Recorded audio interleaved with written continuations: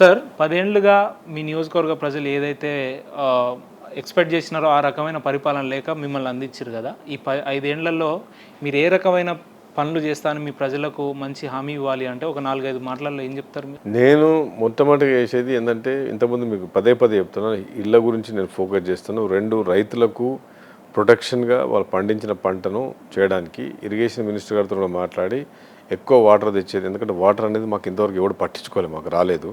తర్వాత మెయిన్ సమస్య ఏంటంటే యువకులకు ఉద్యోగాలు లేవు. ఓకే, అదే నాకు పొద్దున్న లేసి 24 గంటలు దాని గురించి ఆలోచిస్తున్నాను. ఈ టూరిజం డెవలప్మెంట్ చేయాలా, లేకపోతే కంపెనీ తీసుకురావాలని మొన్ననే కలెక్టర్ గారితో, ఆర్డీఓ గారితో నేను మాట్లాడి, సార్ నాకు ఒక 50 డెవలప్మెంట్ లాంటి పెడుతున్నాం. అది నేను శ్రీబాబు గారితో మాట్లాడినా పెడుతున్నాము. ఒక 50 acres నాకు ఎల్లారెడ్డి టౌన్లో ఒక 50 ఎకరాలు నాకు కావాలి సార్. SEZ తయారు చేయాలా, ఇండస్ట్రియల్ పార్క్ చేయాలా, చేసి అక్కడ నేను ఫెసిలిటీ ఇచ్చి కంపెనీస్ని పామ్ ఆయిల్ ఇట్లాంటి ఆయిల్స్ కొత్తగా జనరేషన్ చాలా పిల్లలు పెట్టుకుందాం అనుకుంటారు కదా హైదరాబాద్లో, వాళ్ళందరినీ చేద్దామని అనుకుంటారు. దానికి నాకు నాగిరెడ్డిపేట నుంచి స్ట్రేట్ ఎల్లారెడ్డి వరకు 4 lane రోడ్ చేస్తే నాకు హైదరాబాద్ నుంచి రావడానికి ఈజీగా ఉంటుంది. నాకు ఇటు కామారెడ్డి నుంచి తాడవాయి నుంచి మొదలు పెడితే అది కూడా ప్రచారంలో గాంధారి మండలానికి కూడా మీరు డిగ్రీ కాలేజ్ ఇస్తా అన్నారు. అండ్ ఎల్లారెడ్డి టౌన్లో బస్ స్టాప్ కూడా మనం వచ్చిన తర్వాత అరేంజ్ చేసుకుందాం అనుకున్నాం. బస్ స్టాండ్ ఇప్పుడు బస్ డిపో అన్నాను, ఇప్పుడు బస్ డిపో అన్నాను. బస్ స్టాండ్ ఆల్రెడీ ఆగిపోయింది. మొన్ననే ఇప్పుడు బట్టి విక్రమార్క దగ్గర తిరుగుతూ ఉన్నాను ఫండ్స్ గురించి. ఆ ఫండ్స్ వస్తే అది స్టార్ట్ అవుతుందని చెప్పి దాన్ని ఎమ్మడపడుతున్నాను. ఇక వస్తుండొచ్చు ఒక 10-15 daysలో. ఈ ఎలక్షన్స్ వల్ల అన్నీ అయిపోయినాయి. డిగ్రీ కాలేజ్ పునఃప్రారంభించే ఆలోచనలే ఉన్నాయి. డెఫినెట్ ఎడ్యుకేషన్ మీద నా ఫస్ట్ ప్రయారిటీ. ఇవన్నీ కూడా మీరు నియోజకవర్గానికి 5 ఏళ్ల కాలంలో ఇచ్చే మళ్ళీ ఒకసారి ఓట్లకి వెళ్తారా అంటే? డెఫినెట్గా. ఎందుకంటే నా వర్క్ అనేది కంటిన్యూస్ ఆగదు. ఎందుకంటే నా కార్యకర్తలు కూడా తెలుసు, నా ఎంబటినే ఉంటారు, వాళ్ళు కూడా చూస్తారు. మిగతాది నేను ఎప్పుడు సాయంత్రం పూట పార్టీలు పోడు, ఫంక్షన్లు పోడు, ఆడ ఉండడు. కాన్స్టిట్యున్సీ పోతే టోటల్ మార్నింగ్ నుంచి రాత్రి 10, 11, 12 వరకు నేను కార్యకర్తలు 11-12. ఎల్లారెడ్డిలో నాకు ఒక మిత్రుడు ఉన్నాడు. మీ ఎమ్మెల్యే గారు ఇంటర్వ్యూకి వెళ్తున్నా, నాకు కొంత బ్రీఫ్ ఇన్ఫర్మేషన్ కావాలని అంటే ఆయన ఒక మాట అన్నాడు. ఆ మాట విన్న తర్వాత నాకు కొంచెం ఆశ్చర్యం అనిపించింది.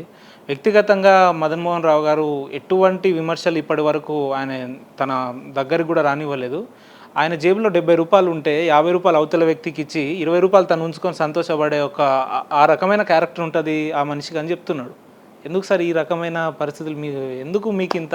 ఆయన థ్యాంక్ యూ. ఆయన ఎవరైతే నా గురించి అంత మంచిగా మాట్లాడిండో మీ మిత్రుడు, ఒకటి మాత్రం, నేను కాన్స్టిట్యున్సీకి నా దగ్గర డబ్బులు తీసుకుని పోతే మాత్రం టోటల్గా మా పిఏలకు కానీ నా చుట్టుపక్కల ఉండే వాళ్ళకు తెలుసు, ఆల్మోస్ట్ నా దగ్గర డబ్బులు ఖాళీ చేసుకుని వస్తుంది. నాకు మనసు కూడా పట్టదు. నా దగ్గర క్యాష్ నా దగ్గర ఉంటే మాత్రం టోటల్గా కాన్స్టిట్యున్సీ ఖర్చు పెట్టేస్తాను. 5,000, 10,000 మా క్యాంప్ ఆఫీస్కి వచ్చినా, లేకపోతే పోయినా, నాకు గరీబులు కనిపించినా, మీరు వాళ్ళు చెప్పింటారు, జేబులోకి వెళ్ళి తీసి నేను లెక్క కూడా పెట్టాను డబ్బులు. నేను తీసి 3,000, 4,000, ఒక్కోసారి 5,000 పోవచ్చు, ఒక్కోసారి 6,000 పోవచ్చు అంత. సో కంటిన్యూస్ ఏంటంటే ఇక నాకు ఏమనిపిస్తుంటే ఆ సిచ్యువేషన్లో వాళ్ళు వచ్చినప్పుడు, బట్ భగవంతుని దయ వల్ల నాకు ఓకే మనీ నేను లాస్ అయినాను, సంపాదించుకోలేకపోయినాను, బీవీపేట లాగా 1,000 కోట్లు పోలేకపోయినాను. ఎందుకంటే నేను కూడా బిజినెస్ మీద ఫోకస్ చేసింటే పోయేటోని, కానీ నేను బిజినెస్ ఫోకస్ 10 ఏళ్ళ నుంచి తగ్గించుకుని ఇటు సైడ్ వచ్చిన కనుక డెఫినెట్గా ఇంపాక్ట్ నాకు ఉన్నది. కానీ ఇప్పుడు నా పిల్లలైనా, నా ఫ్యామిలీ అయినా కానీ పెద్ద ఆశిస్తలేరు వాళ్ళు కూడా. సో కనుక ఇప్పుడు నాకు ఏమనిపించింది, సంపాదించుకొని చేసేదే ఉన్నది.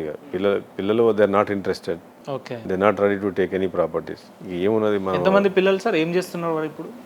నాకు కొడుకు 24 years, డాటర్ అమెరికాలో చదువుతున్నది. సో కొడుకు కూడా ఇప్పుడు వాడే చేసుకుంటుంది తప్ప నా బిజినెస్ కూడా ఎక్కడ కూడా ఇన్వాల్వ్ అవుతాడు. మన ఎలక్షన్స్లో కూడా చేసిండు. డాటర్ ఏమో ఇక చిన్నది అమెరికాలో చదువుకుంటున్నాను. సార్ మీరు పొద్దున్న లేచి అర్ధరాత్రి వరకు ఇంత వేలాది మంది ప్రజల్ని కలుస్తున్నారు అని అంటే మీకు అంతో ఇంతో ఇంట్లో సపోర్ట్ కూడా ఎంతో సాధ్యం ఉంటే తప్ప మీరు ఇటువంటి బయట చేయలేరు.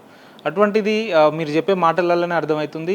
మేడం గారి సపోర్ట్ ఎట్లా ఉంటుంది సార్? మీరు ఈ పాలిటిక్స్లో మీరు తిరిగేటప్పుడు కానీ, లేదంటే ఆమె తరపు నుంచి వచ్చే రెస్పాన్స్, రియాక్షన్ ఎలా ఉంటుంది? స్టార్టింగ్ నుంచి ఆమెకు ఇంట్రెస్ట్ లేకుండా రాజకీయాలు రావడం, ఎందుకంటే నెవర్ సపోర్టెడ్. ఎందుకంటే బిజినెస్లో అప్పుడు కూడా బిజీ ఉండే, ఇప్పుడు పిల్లలు పెరిగే టైంకు, లైఫ్ ఎవ్రీథింగ్ సెటిల్ టైంకే నువ్వు మళ్ళీ డైవర్ట్ అయిపోతున్నావు, మళ్ళీ లైఫ్ను టఫ్ చేసుకుంటున్నావు. ఎందుకంటే ఆమె కూడా రాజకీయ ఫ్యామిలీ నుంచి వచ్చింది కనుక కొంత ఆమెకి ఇంట్రెస్ట్ లేదు. నాకు పాలిటిక్స్ మీద ఇంట్రెస్ట్ లేదు. కానీ మొన్న నేను నిలబడ్డప్పుడు, తర్వాత గ్రామాల్లో తిరిగినప్పుడు, ప్రజల లైఫ్ చూసినప్పుడు, ఎస్పెషలీ మా ఎల్లారెడ్డిలో హౌసింగ్ చూసినప్పుడు, రోడ్ల మీద పడుకోవడము, తిండి లేకపోవడము, నీళ్ళు లేకపోవడం అన్నీ చూసిన తర్వాత ఆమె కూడా నాకు గెలవక ముందు చాలాసార్లు చెప్పింది, నువ్వు చాలా సీరియస్గా తీసుకుంటున్నావు, నిన్ను ప్రజలు నేను తిరుగుతున్నా కదా చాలా సీరియస్గా ఉన్నాను నీ మీద, నిన్ను చాలా నమ్ముతున్నారు వాళ్ళు, నిజంగా నువ్వు ఏదో చేసేస్తావు అని నమ్ముతున్నారు, నువ్వు మాత్రం మోసం చేస్తే మాత్రం చాలా చేయకపోతే మాత్రం చాలా హర్ట్ అయిపోతారు వాళ్ళు. పేదోళ్ళు మాకు ఏం జరగలేదు, సురేంద్ర మోసం చేసిండు, నువ్వు ఏం చేయకున్నా సరే వాళ్ళకి బేసిక్ నీడ్స్ నువ్వు ఏం చేయకున్నా సరే హౌసింగ్ ప్రొవైడ్ చేయి అని మేడం గారి సపోర్ట్ ఈ రకంగా ఉంటుంది మీకు. హౌసింగ్ అయితే ఇప్పించు వాళ్ళకి, పాపం పేదోళ్ళకు చాలా సీరియస్ ఉన్నది. 5 ఏళ్ల కాలంలో ఎన్ని లక్షల ఓటర్లు ఉన్నారో వాళ్ళందరూ ఫ్యామిలీ హెడ్కి అయితే మీరు ఇల్లు ఇస్తామని చెప్పి కరాఖండిగా చెప్పగలుగుతారు అంటే నేను మొత్తం అంటే ఇప్పుడు ఇల్లు ఎందరికి వస్తానే అంటే మ్యాక్సిమం ఏంటంటే వేరే కాన్స్టిట్యూన్సీల కంటే ఎక్కువ తెచ్చుకోవడానికి నేను ట్రై చేస్తాను. గవర్నమెంట్ ఆల్రెడీ ఇందిరమ్మ ఇల్లు 5 లక్షలు ఇస్తామని చెప్తుంది, అవి 100% తీసుకొస్తాను. ఈ టర్మ్లో మ్యాక్సిమం మెజారిటీ ఎక్కువ నేను కూడా మా కార్యకర్తలు కూడా ఇందిరమ్మ కమిటీలు వేస్తాను, మిమ్మల్ని కూడా పెడతాను. ఇందిరమ్మ కమిటీ మీరు ఉండండి, అందులో మనకు మేజర్గా చాలా ఘోరమైన పరిస్థితి ఉన్న వాళ్ళకి ఇల్లు ఇద్దాం ఫస్ట్, తర్వాత నెక్స్ట్ వాళ్ళకు కొద్దిగా మనం చేద్దామని చెప్తున్నా.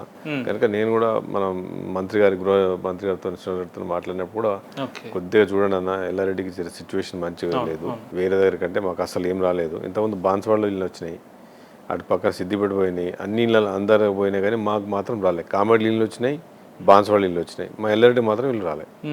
మా అప్పుడు పోయిన ఎమ్మెల్యే మరి అడిగిండు, ధైర్యం లేదు ఏం లేదో, అసలు ఇల్లులే అసలు ముఖ్యమంత్రి గారి దగ్గర కూడా సమస్యల గురించి ఇంతే అనర్గళంగా మాట్లాడగలుగుతారా మీరు? 100%. ముఖ్యమంత్రి కూడా తెలుసు కదా, ముఖ్యమంత్రి నాకు 29 సంవత్సరాల నుంచి ముఖ్యమంత్రి గారు తెలుసు నాకు. ముఖ్యమంత్రి గారు కూడా నా పనితనం తెలుసు. నేను అమెరికాలో ఉన్నప్పుడు మా ఇంటికి కూడా వచ్చిండు ముఖ్యమంత్రి, నా దగ్గర ఉండే, నా కంపెనీ కూడా చూసిండు.